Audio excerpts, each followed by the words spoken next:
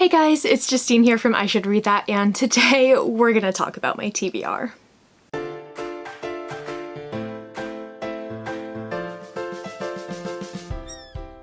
I have said in so many reading resolutions videos at the beginning of various years that I am going to tackle my physical TBR, and I just don't ever really take it very seriously. I have had my TBR grow and grow over the past several years. It's always kind of gone up rather than down, but ever since joining BookTube in 2017, it has exploded. And as we speak, Scottish Husband is building the last set of bookshelves that we can possibly cram into this flat. What a man. You can hear him with his drill right now, actually. And it's time to get this in order. So my original thoughts were to really focus just on my physical TBR because that's what I can see in front of me. But I decided to take it a step further, and I am going to be tackling my entire TBR. So what I did was I went into Notion, my absolute fave, and I input every single book in my library, which was quite a feat. Again, this was originally just going to be my physical books, so I added those, and then I was like, you know what, while I'm at it, I'll just add my Kindle ones as well. And then I added my NetGalley ones, and then I added my Read books as well, and just put everything into that spreadsheet.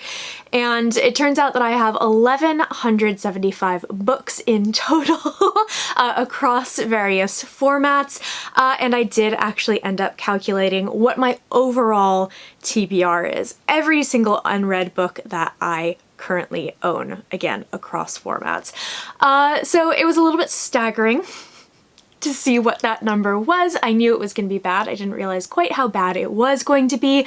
So my goal, instead of saying I want to reduce it by 100 books or whatever, because I think that that is just going to be a little bit tough, what I'm planning on doing is by the end of the year, if my TBR is even one less than what it currently sits at, I am going to count that as a big victory. So the moment we've all been waiting for, my TBR currently sits at 822 unread books, which is a lot. And one of the things that I sort of realized as I was putting all of this into Notion, I did title and then author, and then I did what format I have it in. So if it's a physical book, an ARC, a NetGalley book, a Kindle book, an audiobook, whatever it may be, I realized that I actually have multiple books in multiple formats, which is kind of a problem. I'm a sucker for a sale, so I tend to pick up audiobooks and digital books in sales, and that means that I have 3 or 4 copies of some books across various formats. I need to stop doing that. So hopefully having this spreadsheet will help me at least be able to look up what I've already got, so I don't keep buying multiple copies of books because it makes me so mad. I could be spending that money on more books, other books, books that I don't have yet. So I actually, because Notion is great, I actually have created various filters so I can see how all of this breaks down. So again, I have 1,175 books in total. Of those, and there will be, these numbers won't necessarily add up if you're sitting there trying to calculate, make them all add up to 1,175 because they do cross formats so much, so don't bother with that. But I have read 347 of the books in my flat and on my Kindle and across various devices, which is actually, that's pretty solid. I do tend to unhaul books when I have read them. I'm much more comfortable unhauling books that I have read rather than books that I haven't read, unless something goes terribly wrong with the books that I haven't read. I have one for my total TBR, which is 822. I've already confessed that one. My NetGalley TBR currently sits at 134, which is quite a lot, although I do have a couple of books to review on NetGalley, so hopefully that number will go down ever so slightly soon. For my Kindle TBR, I've had a Kindle since I think 2010 or so. I haven't had the I didn't ever have the original Kindle, but I had one of the really, really early ones. I got it for my birthday, the year that I graduated from university, which is how I remember that it was 2010. I have 217 Kindle books that I haven't read yet, which for, you know, how many years is that? 11 years of owning a Kindle? I say that's not too bad. Again, I've always been a sucker for a sale. For physical books, this took a long time to figure out. I have 523 unread physical books. That includes ARCs and proofs as well as books that I own. And it's not a huge surprise that physical books is the one that I have like the most of because that's my preferred format.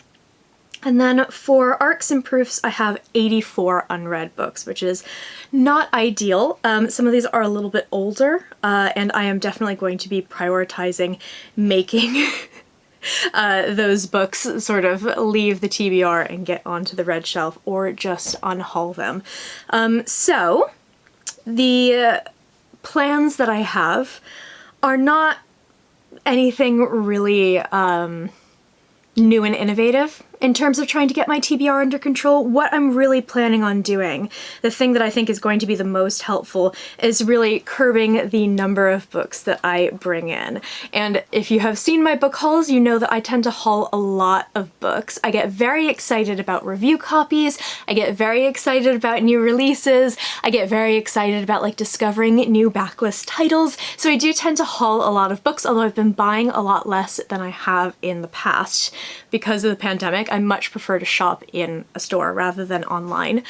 So I'm adjusting to buying online, but I think that that has actually been working in my favor, which is quite nice. So the first and kind of most important thing that I'm going to implement is a book buying budget. Book buying bans absolutely do not work for me. I have one of those brains where even if it's me telling myself you can't do that thing anymore, my brain immediately is like, I'm gonna do that thing and I'm gonna do it 10 times worse than what you were doing before. So when I try to go on a book buying ban, I end up just buying tons and tons and tons of books. So what I'm doing is I'm putting myself on a budget. Every month I'm going to buy a gift card for a online bookstore, whether it is somewhere like Waterstones or Book Depository or somewhere like the Portal Bookshop, which is an independent store, or you know, any place that I feel like spending my money that particular month. I'm going to buy a gift card and I'm going to just have that be my budget for the month. And so far for January, I am actually well under budget. I think because I did my my pound per book savings.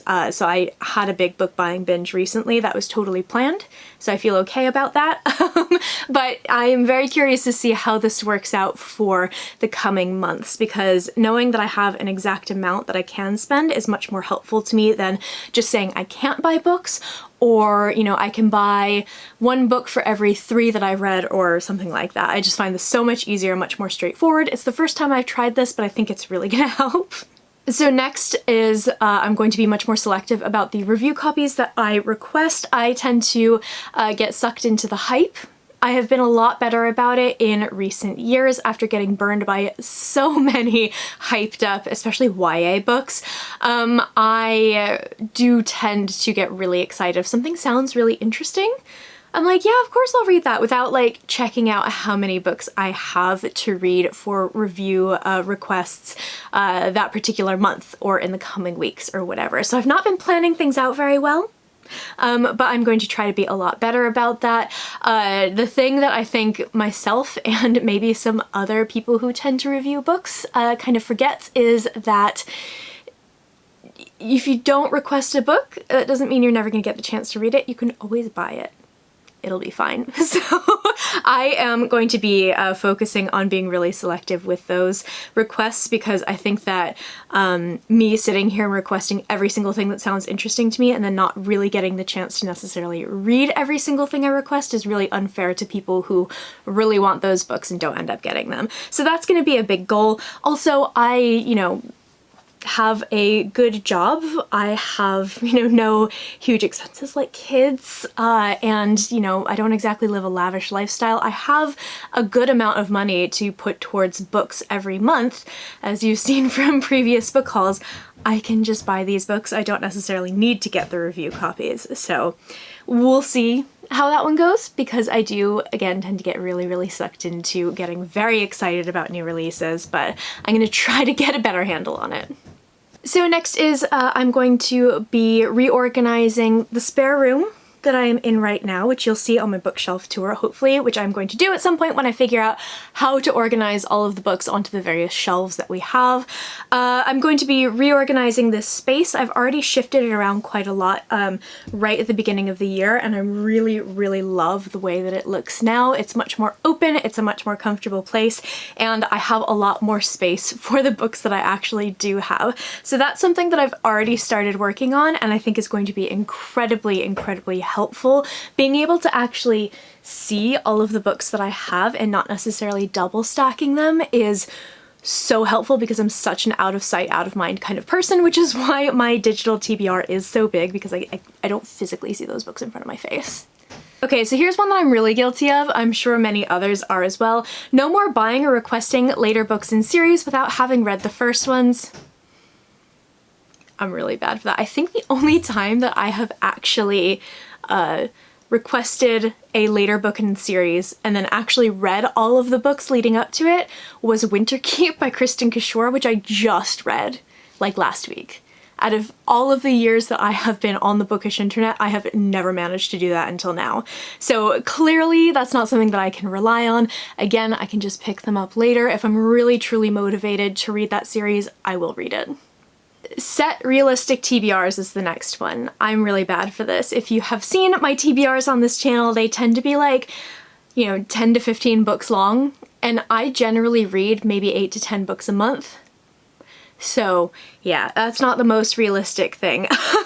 So I'm really going to put much more thought into my TBRs, and I am going to be keeping really good track of especially the review copies that I have and making sure that I am reading them with loads and loads of time before actually having to review them, because life happens.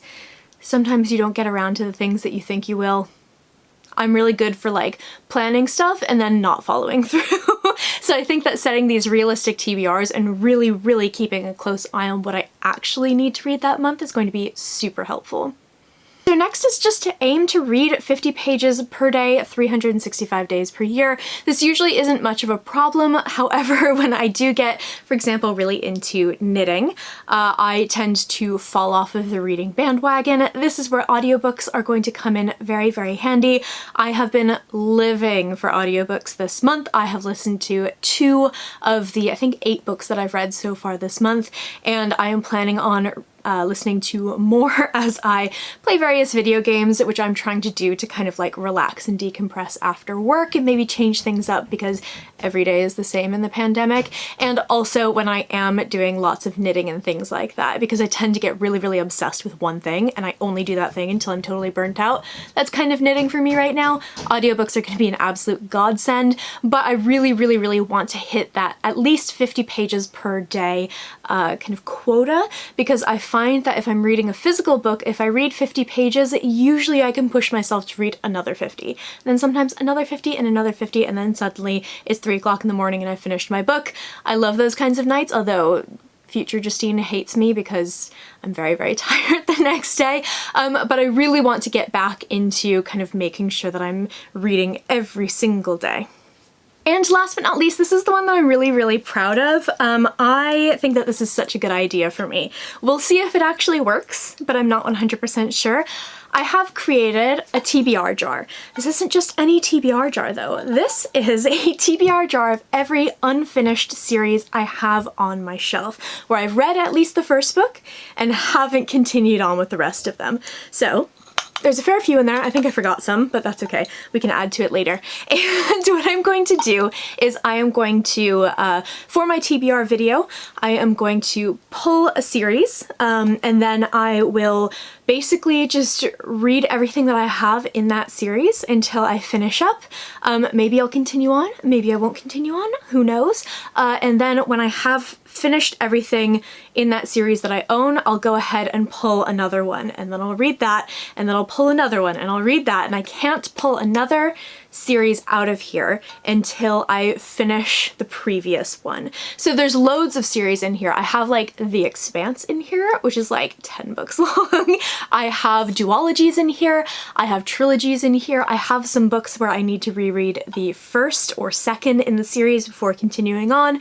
So I think this is going to be a really good way of mixing up my sort of my TBRs for the various months, and also a really good way of finishing up some of the series that I have languishing on my shelves, because guys, there are so many series that I have here where I've read maybe the first two, or even I've just read the first one and it's a duology and I've literally one other book, and then I can put the series together on my read shelves, but I just haven't gotten around to that. So I think this is going to be a really, really good idea for me. I'm very excited for this.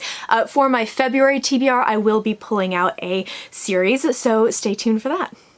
So that is it for my plans to tackle my TBR. I don't know if this is ambitious or not. We'll see. Hopefully you'll be getting some TBR videos throughout the year. I can do TBR check-ins. I can do trash my TBR when I'm trying to unhaul stuff. Unhauling is hard right now though because of the pandemic, but we'll see. I would also love recommendations from you guys when I do my bookshelf tour. If there's anything that I have on my shelves that you see on my sort of like TBR and unread shelves that you think I would really, really love and I should go ahead and pick up. So this is going to be quite the effort, but I am really excited for it. I would love to know in the comments below if you are personally victimized by your TBR, if you feel that shame like me, or if you are one of those awful people who has your TBR under control. I want to know your secrets, please tell me. I post bookish content to this channel fairly frequently, so go ahead and hit subscribe, check back soon, and I will see you next time.